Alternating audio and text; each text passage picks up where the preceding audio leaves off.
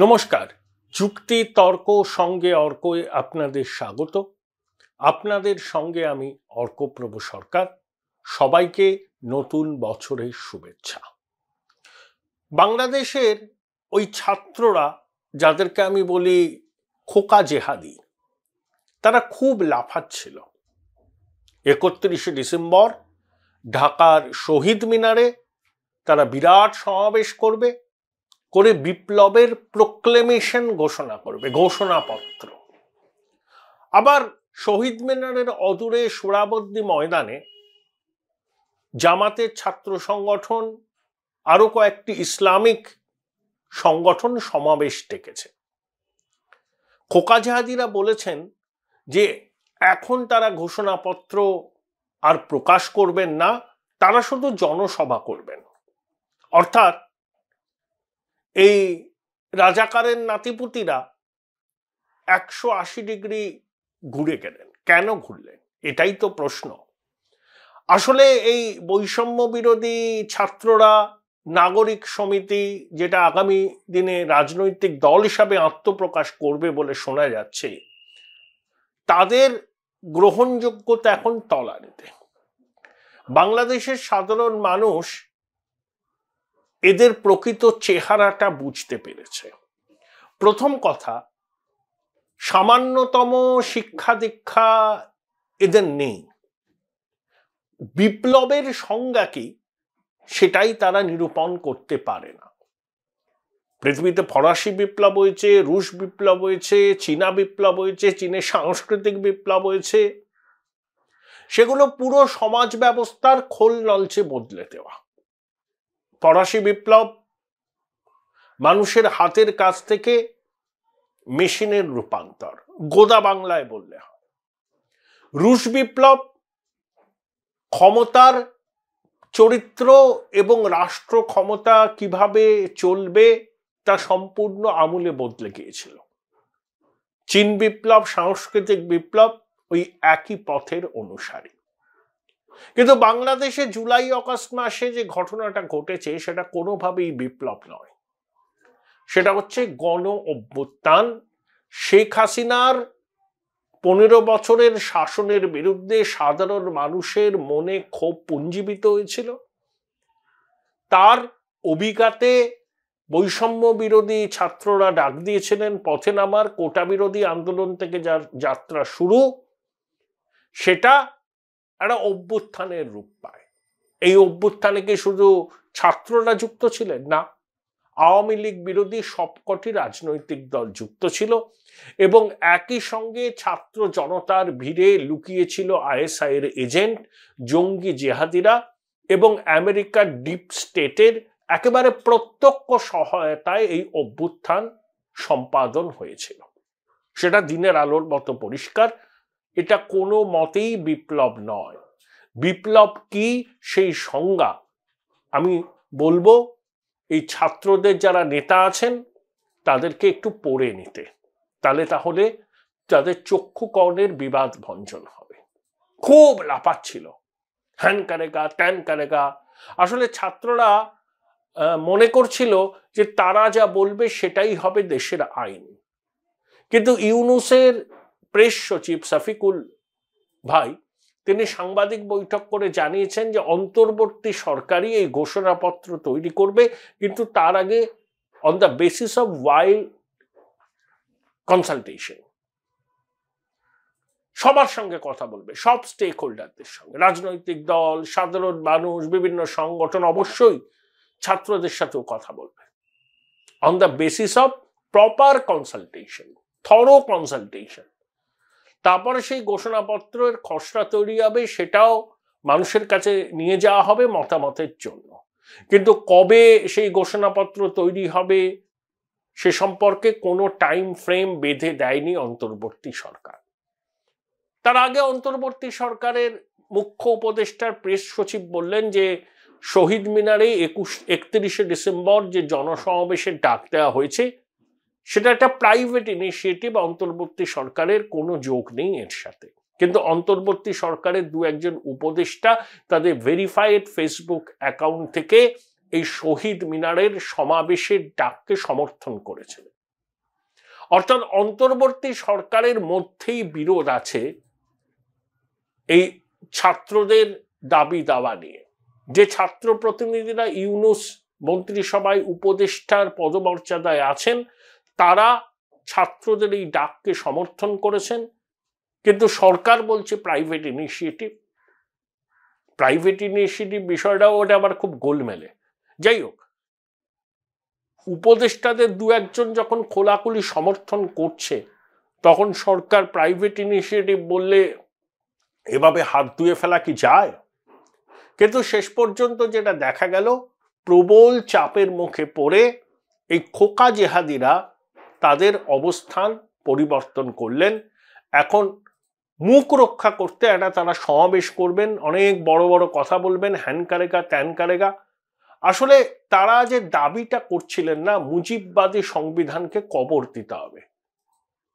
আচ্ছা, মুজিববাদ বা মুজিব ডক্ট্রিন বলে আদৌ কিছুর অস্তিত্ব আছে কি? কেউ জানালে আমাকে জানাবেন প্লিজ, আমি অন্তত জানি না মুজিববাদ বলে কি বলা হচ্ছে।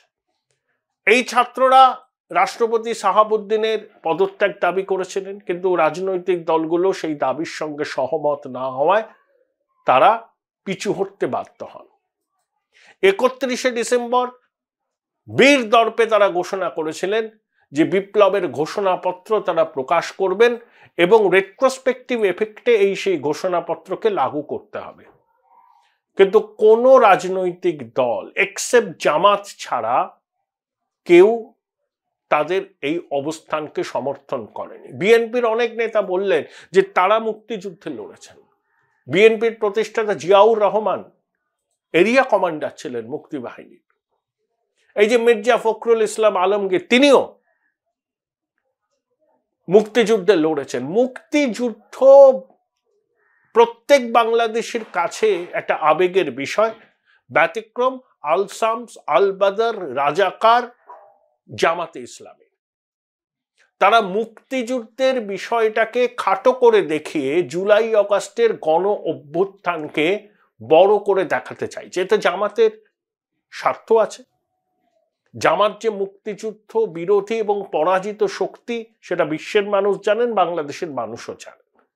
একটা রসিকতা সমাজ মাধ্যমে ঘুরছিল যে ছেলেদের বেতন জিজ্ঞাসা করতে নেই, মেয়েদের বয়স জিজ্ঞেস করতে নেই, আর মুক্তিযুদ্ধে জামাতি ইসলামীর কি ভূমিকা ছিল সেটাও তাদেরকে জিজ্ঞাসা করতে নেই।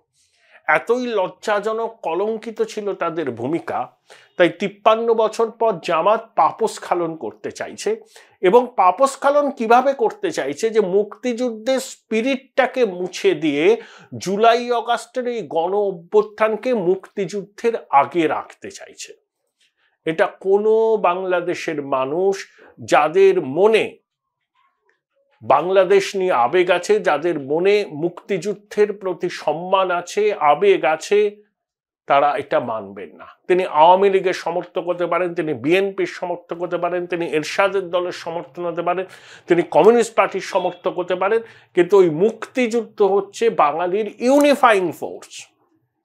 সেটার উপর যখন আঘাত করতে চাইছে এই খোকা জেহাদিরা আর মুক্তিযুদ্ধের পরাজিত শক্তি আইএসআইয়ের মদতপুষ্ট ইসলামী ছাত্র শিবির, তখন কিন্তু প্রতিবাদ হচ্ছে। বিএনপি সরাসরি বলেছে এইসব বিষয় তাদের কোনো সমর্থনে নেই। দেখুন, সংবিধান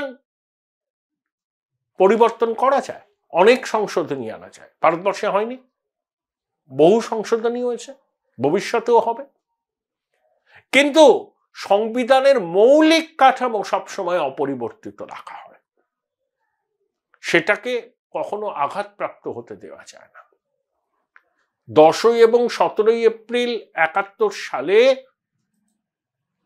যে স্বাধীন বাংলাদেশ সরকার গঠিত হয়েছিল, সেটা ঢাকায় হয়নি, প্রবাসী হয়েছিল। তারা যে ডিক্লারেশন দেয় বা ঘোষণাপত্র করে, 72 সালে যখন সংবিধান গৃহীত হয়, সেই ঘোষণাপত্র সংবিধানে স্থান পেয়েছে।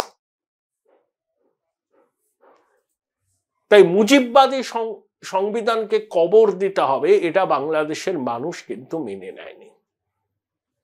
জামাতের পরিকল্পনা খুব স্পষ্ট। তারা ছাত্রদেরকে সামনে রেখে তাদের এজেন্ডা বাস্তবায়িত করতে চায়। তারা যে পাপ করেছিল 53 বছর আগে তার প্রায়শ্চিত্ত করতে চায়। Join Indian Institute of Hotel Management now. Right choice, right decision. সেই জন্য জুলাই অগাস্টের অভ্যুত্থানকে মুক্তিযুদ্ধের উপরে স্থান দিতে চায়। আরে মুক্তিযুদ্ধে 30 লক্ষ মানুষ শহীদ হয়েছিলেন, 2 লক্ষ মা বোনের সম্ভ্রমহানি করেছিল পাক সেনা। অনেক রক্তের বিনিময়ে ভারতীয় সেনাবাহিনীর সহায়তায় ইন্দিরা গান্ধীর আন্তর্জাতিক জনমত গঠনের সেই যে উদ্যোগ, তার সম্মিলিত ফল হচ্ছে বাংলাদেশের স্বাধীনতা। এটাকে আপনি অস্বীকার করতে পারেন? এটাকে অস্বীকার করার অর্থ হলো বাংলাদেশের স্বাধীনতাকে চ্যালেঞ্জ করা। এবং এই খোকা জেহাদিরা এবং তাদের পিছনে লুকিয়ে থাকা কিছু মস্তিষ্ক তাদের নিজস্ব এজেন্ডাকে রূপ দেবার জন্য এটা করছেন। আমার খুব সন্দেহ ওই ভদ্রলোকের উপরে, ফরহাদ মাজাহার। এই ভদ্রলোক হচ্ছে একসময় আগুন খেকো বিপ্লবী। 71 সালে আমাদের পশ্চিমবঙ্গে নকশাল আন্দোলন হয়েছিল। ভদ্রলোক সেই নকশাল আন্দোলনে উদ্বুদ্ধ হয়ে বাংলাদেশে আনসার বিদ্রোহ করার চেষ্টা করেছিলেন। বিএনপি জমানায় সফল হননি, কারাবাস করতে হয়েছিল, আমেরিকা চলে গেছিলেন। তারপর দেশে ফিরে তিনি তার কমিউনিজমের যে মতাদর্শ সেটাকে পদ্মার জলে ছুঁড়ে ফেলে দিয়ে ইসলামী ধর্মগুরু হিসাবে আত্মপ্রকাশ করলেন। এখন তিনি সমাজতন্ত্র মানেন না, এখন তিনি ধর্মনিরপেক্ষতাকে গলায় জড়ানো বিষধর সাপের সঙ্গে তুলনা করেন। এই ভদ্রলোক হচ্ছে কয়েকজন উপদেষ্টা এবং এই ছাত্রদের গুরু। বিশেষ করে এই জঙ্গি জিহাদিটা, যেটা হিজবুত তাহরিরের সক্রিয় সদস্য ছিল, এই ফরহাদ মাজাহার, তিনি নাকি অনুপ্রাণিত করেছিলেন মাহফুজকে। যখনই আমরা শুনছি যে গণ অভ্যুত্থানকে বিপ্লব বলে চালাবার চেষ্টা, তখন আমার মনে হয়েছিল যে এর পিছনে ফরহাদ মাজাহারের মস্তিষ্ক আছে। তিনি দীর্ঘদিন ধরে বিপ্লবের স্বপ্ন দেখেছেন, কিন্তু কোথাও সফল বিপ্লব সংগঠিত করার ক্ষেত্রে তিনি কোনো অবদান রাখতে পারেননি। এই বৃদ্ধ ভদ্রলোক এখন এই ছাত্রদের মাথা চিবিয়ে খাচ্ছেন, তাই গণ অভ্যুত্থানকে বিপ্লব বলে চালিয়ে তিনি শ্লাঘাবোধ করতে চাইছেন। একটা অভ্যুত্থান তো হয়েছে, শেখ হাসিনার জমানায় অনেক ত্রুটি বিচ্যুতি আছে, অস্বীকার করে তো লাভ নেই। আওয়ামী লীগের সমর্থক যারা অন্তত খোলা মনে পরিস্থিতিকে বিচার করেন, তারাও স্বীকার করবেন। কিন্তু তা সত্ত্বেও তারা আওয়ামী লীগের প্রতি অনুগত থাকেন, সেটা তাদের নিজস্ব ব্যাপার। আর আওয়ামী লীগকে অপ্রাসঙ্গিক করতে, বাংলাদেশের রাজনীতিতে আওয়ামী লীগকে কখনো অপ্রাসঙ্গিক করা যাবে না। 35% মানুষ দেশের, তারা আওয়ামী লীগের সমর্থক। সেখানে শেখ হাসিনা থাকুন বা অন্য কেউ থাকুন, তারা কিন্তু আওয়ামী লীগকেই সমর্থন করবেন, নৌকা চিহ্নেই ভোট দেবেন। তাই দেশের 1/3 মানুষকে তাদের রাজনৈতিক বিশ্বাসকে অপ্রাসঙ্গিক করে নতুন সংবিধান রচনা করা যায়? দেশের 1/3 মানুষ আপনি বাদ দিয়ে দিলেন নতুন বন্দোবস্তে, তাহলে কি সংবিধান তৈরি হলো? হতে পারে না। শুধু ইউনূস বুঝতে পেরেছে যে ছাত্রদের এই দাবির কাছে মাথা নোয়ালে পরে তার সরকারের যে ন্যূনতম বিশ্বাসযোগ্যতা এখনো অবশিষ্ট আছে, সেটা প্রশ্নচিহ্নের মুখে পড়বে। ইউনূসের অ্যাচিভমেন্ট বলে তো কিছু নেই। নিজে ব্যক্তিগতভাবে কিছু সুরাহা নিয়েছেন, তার গ্রামীণ ব্যাংকে আর্থিক ক্ষেত্রে সুরাহা দিয়েছেন, কিন্তু বাংলাদেশের সাধারণ মানুষের জীবনকে দুর্বিষহ করে তুলেছেন। তার কি উচিত? নির্বাচন দিয়ে দেওয়া, আন্তর্জাতিক পর্যবেক্ষকদের সামনে আঁটোসাঁটো নিরাপত্তার মধ্যে দিয়ে সঠিক ভোটার তালিকাকে সামনে রেখে মানুষ যাতে তাদের গণতান্ত্রিক অধিকার প্রয়োগ করতে পারে সেটা নিশ্চিত করা। তাই যত তাড়াতাড়ি সম্ভব নির্বাচনের দিনক্ষণ ঘোষণা করে নির্বাচিত সরকারের হাতে ক্ষমতা তুলে দেওয়াই এই অন্তর্বর্তী সরকারের একমাত্র কাজ হওয়া উচিত। তার দায়িত্ব নয় সংবিধান সংস্কার করা, নানাবিধ সংস্কার করা। হ্যাঁ, তিনি ইলেকশন কমিশনের সংস্কার কাজ হাত দিতে পারেন, ভোটার তালিকা নির্ভুল করার কাজ করতে পারেন, এইটুকু হচ্ছে তার কর্তব্য। বাকিটা যে সংস্কার বলে একটা উচ্চকিত রব উঠছে, সেই সংস্কারের দায়িত্ব বাংলাদেশের নির্বাচিত সরকারের, কোনো অসাংবিধানিক জনগণের সমর্থনবিহীন কোনো অন্তর্বর্তী সরকারের নয়। এটা দর্থহীন ভাষায় জানিয়ে দেওয়া ভালো। সুষ্ঠু অবাধ নির্বাচন। দেখুন, এই যে বৈষম্য বিরোধী ছাত্র জনতা নাগরিক সমিতির ডাকে প্রচুর মানুষ হবেন, জড়ো হবেন, বড় বড় কথা হবে। দেখুন, বৈষম্য বিরোধী ছাত্রদের ডাকে এখন কিন্তু বেশি মানুষ আসছে না, সেজন্য জামাত তাদের ছাত্র সংগঠন একই দিনে একটু আগে সমাবেশের ডাক দিয়েছে। অর্থাৎ জামাতের ব্যাকিং এ কিছু লোক আসবেন। ধরুন লোক এলো,